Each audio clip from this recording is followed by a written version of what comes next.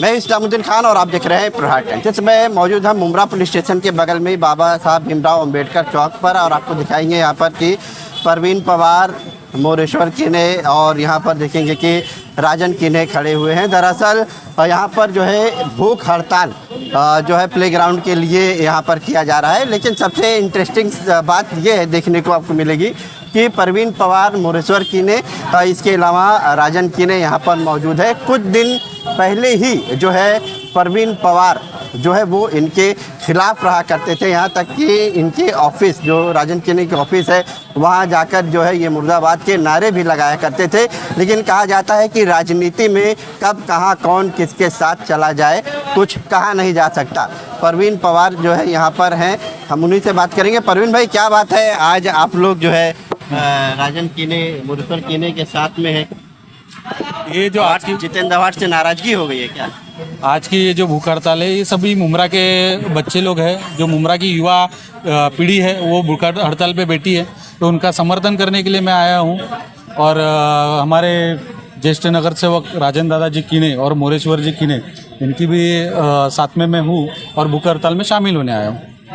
कुछ नाराज़गी है, जो विधायक हैं यहाँ के, आप उनके काफ़ी करीबी थे, जिंदाबाद जिंदाबाद के नारे लगाया करते थे उनके आगे पीछे, तो क्या ऐसा हो गया कि आप जो है उनसे नाराज़ हो गए और जिनके खिलाफ आप मुर्दाबाद के नारे लगाते थे, जिनके लिए आज उनके हाथ पकड़ कर आप चल रहे हैं? इसके ऊपर मैं 19 तारीख को आपको पर्सनल इंटरव्यू देना चाहता हूँ, क्योंकि मेरी जो बात है वो बहुत लंबी बात है और ये वक्त और ये स्टेज उस बात के लिए बोलिए ना, कुछ तो बोलिए, क्या वजह है? 19 तारीख को आपको बैठ के अच्छे से इंटरव्यू दे दूंगा उस सभी चीज़ों को। 19 तारीख को क्या है? 19 तारीख को हमारे ज्येष्ठ नेता डॉक्टर अपना राजन नारायण किने जी, हमारे मुमरा के भूमिपुत्र, जो मुमरा के सभी विषयों के लिए हमेशा लड़ते ठाणे महानगर पालिका में, और एकनाथ शिंदे साहब से हमेशा फंड लाके मुमरा का विकास के लिए लड़ते, उनका जन्मदिन है। उनका जन्मदिन पूरे मुमरा में प्रभाग 31 में ज़्यादातर। तो बताइए आखिर क्या हुआ, क्यों नाराज हैं आप, क्या हुआ? मैं आपको पर्सनली इंटरव्यू देने वाला हूँ। ये जो मंच है ये भूख हड़ताल का मंच है, यहाँ पे मैं मेरी इतनी बड़ी लंबी बात करने जितेंद्र आवाड से आप सभी को बात करने का मौका नहीं मिलेगा। ठीक है, आप जितेंद्र आवाड से नाराज हैं या जो आपके काफ़ी करीबी थे पल्लवी मैडम, शिवा जगताप, इनसे नाराज हैं? कुछ तो थोड़ा सा बताइए ना। मैं एक बात आपके पूरा डिटेल आप भले बात में बताइए, थोड़ा सा तो बताइए। चैनल के माध्यम से एक ही चीज़ बताना चाहूँगा कि आंदोलन के लिए सिर्फ प्रवीण पवार दिखता था, केसेस के लिए सिर्फ प्रवीण पवार दिखता था, पर जब वक्त टिकट का आया, जब हमने हमारा हक मांगा कि हम इतने साल से आपके साथ में हैं, इतने साल से हम ग्राउंड लेवल की लड़ाई लड़ रहे हैं, तो हमारा भी हक बनता है कि कहीं ना कहीं हमारे को भी इलेक्शन लड़ने की टिकट दी जाए और हमको भी पार्टी से चुनाव में खड़ा किया जाए।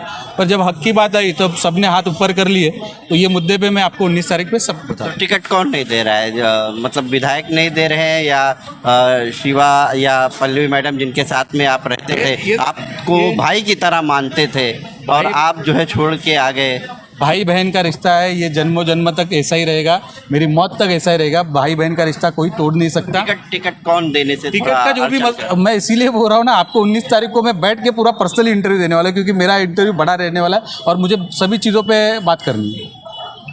फिलहाल ये तो भूख हड़ताल का मंच है। भूख हड़ताल में मैं और हमारा जो भारत रत्न डॉक्टर बाबा साहब अम्बेडकर जयंती उत्सव समिति है, उसकी तौर से हम लोग ने भूख हड़ताल में समर्थन देने के लिए यहाँ पे आए।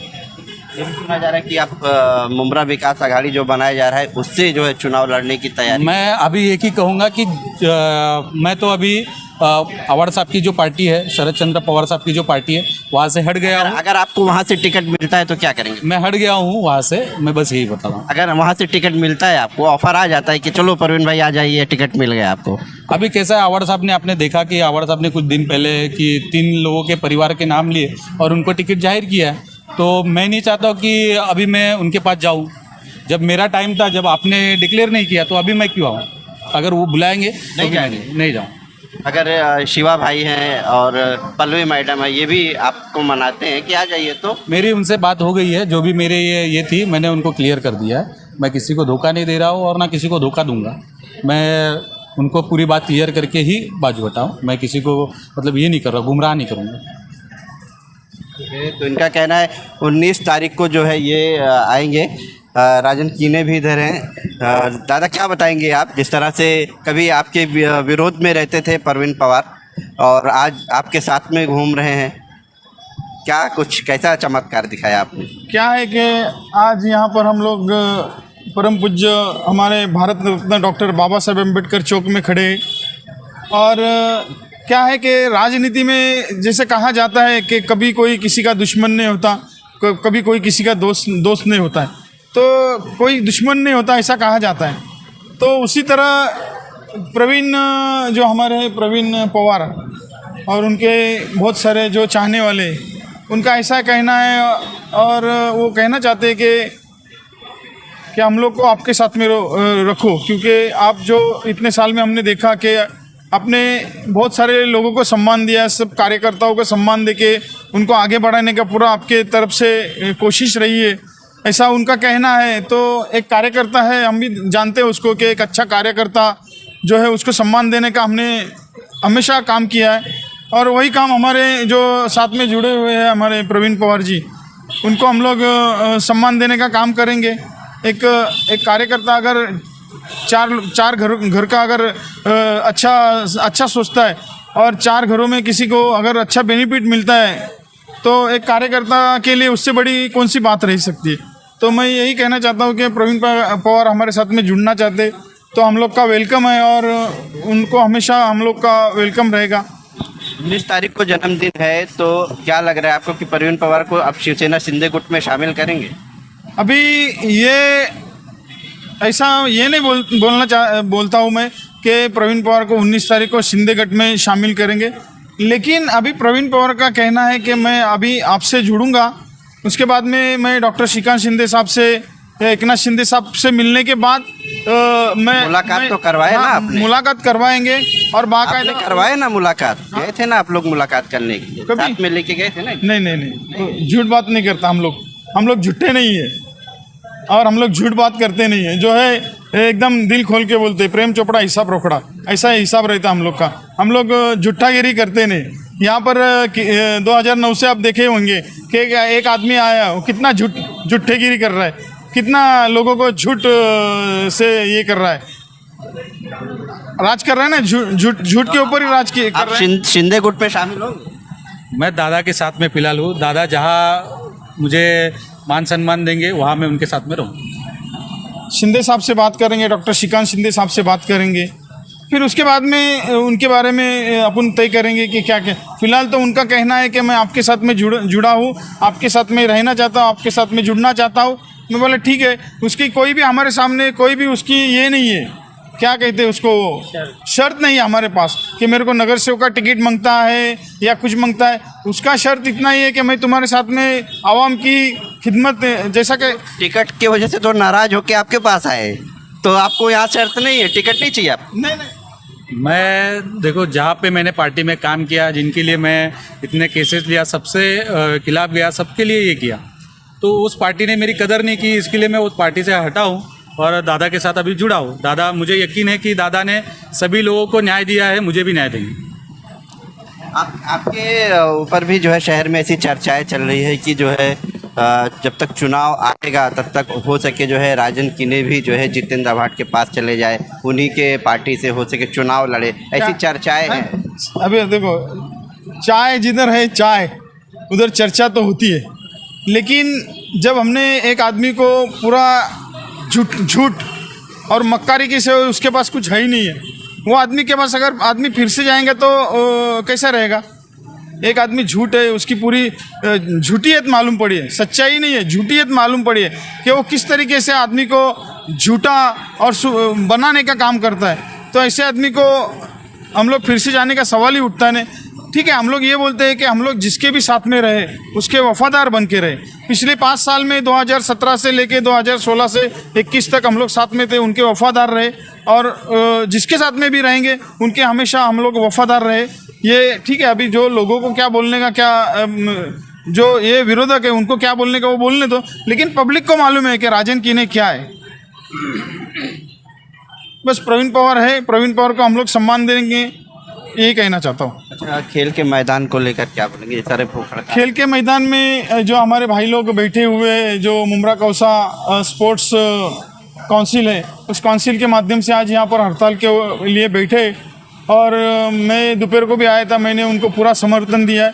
मैंने शाम को दोपहर को बात किया था कि हम लोग आदरणीय उप मुख्यमंत्री एकनाथ शिंदे साहब को मिलने की, लेकिन आज उनका बहुत ज़्यादा बिजी शेड्यूल होने की वजह से मैं ये प्रोग्राम नहीं बना सका और इनको भी फ़ोन नहीं किया इसके लिए कि आज नहीं। कभी उप मुख्यमंत्री से पूछा कि जो यहाँ पर खेल का मैदान था तो उसको रिहायशी जोन कैसे कर दिया गया, क्यों कर दिया गया, इसके बारे में कभी चर्चा की? इसके बारे में हम लोग पिछले जो महीने में गए थे उनके पास, यहाँ के जो एनसीपी के नेता है नजीब मुल्ला और यहाँ के मुमरा के नगर सेवक है ज़्यादातर, वो हम लोग साथ में गए थे शिंदे साहब के पास और उनको ये बात बताई कि ये जो आरजी था उसको आर जोन किया गया। अभी उनके पास नगर विकास मंत्रालय है, तो नगर विकास मंत्रालय आप देखेंगे कि पूरे महाराष्ट्र के जो ये रहते फेरफार करने के कोई जो 37 का मॉडिफिकेशन बोलते हैं उसको, 37 का मॉडिफिकेशन करने के लिए महाराष्ट्र से पूरे आते हैं उनके पास।